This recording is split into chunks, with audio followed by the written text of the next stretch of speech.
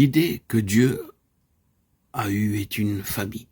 Et le Seigneur Jésus a déclaré qu'il était venu dans ce monde particulièrement pour révéler Dieu comme un Père. J'ai gardé en ton nom ce que tu m'as donné, je leur ai fait connaître ton nom. Jean 17, 12 et 26. Le nom de Dieu qui se trouvait le plus sur les lèvres du Seigneur Jésus était Père. Et Dieu a envoyé l'Esprit de son Fils dans nos cœurs, par lequel nous disons la même chose. Parce que vous êtes fils, Dieu a envoyé dans vos cœurs l'Esprit de son Fils, lequel crie Abba, c'est-à-dire Père. Galates 4, 6. Cela est très élémentaire, mais il se livre une grande bataille au sujet de cette conception de la famille. Nous ne nous inquiéterons pas beaucoup si une organisation s'effondre, alors même qu'elle serait l'organisation des Nations Unies. Mais nous sommes pleins de souffrance et de honte lorsqu'une famille se brise. Nous sentons qu'il y a dans une famille le sens d'une pensée sacrée.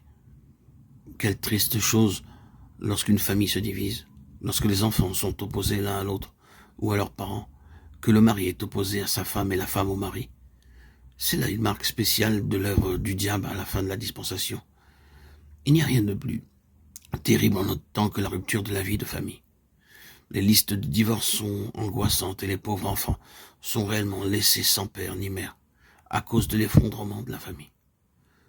C'est un coup porté aux pensées les plus profondes du cœur de Dieu, mais le résultat n'en reste pas là.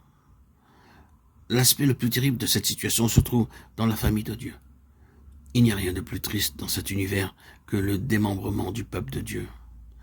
Le diable ne s'inquiète pas de nos dénominations et de nos organisations, mais il fait des objections à cette idée de famille. C'est la pensée la plus précieuse pour Dieu. Je trouve que c'est l'une des choses les plus précieuses en un temps de communion fraternelle comme celui-ci. Nous représentons ici, dans nos réunions, dans nos assemblées, un certain nombre de nationalités différentes. Plusieurs d'entre nous, nous ne nous étions jamais rencontrés auparavant, et nous n'avons pas eu le temps de faire connaissance l'un avec l'autre. Mais nous nous réjouissons tous ici, ensemble comme une famille, lorsque nous nous réunissons.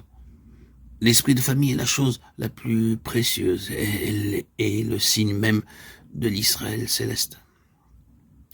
Je dis souvent, en parlant de la Jérusalem céleste, telle qu'elle nous est présentée symboliquement à la fin de la Bible, qu'elle n'a qu'une seule rue.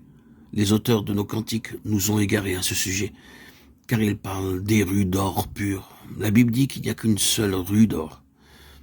Il nous faudra ainsi vivre dans une seule et même rue durant toute l'éternité. Que dirons-nous de cela? Comment nous entendrons-nous avec nos voisins? Ne nous inquiétons pas, ce sera une expérience de joie que de vivre dans une seule rue, car ce sera, nous le voyons, une sainte famille. Lorsque la famille tout entière est une, ce n'est pas difficile pour ses membres de vivre l'un à côté de l'autre. C'est là simplement une manière symbolique de parler d'une pensée suprême. Mais nous voyons ce qu'elle signifie. C'est une relation spirituelle. Père, frère, aîné, Saint-Esprit qui nous unit. Frère saint, compagnon d'une vocation céleste.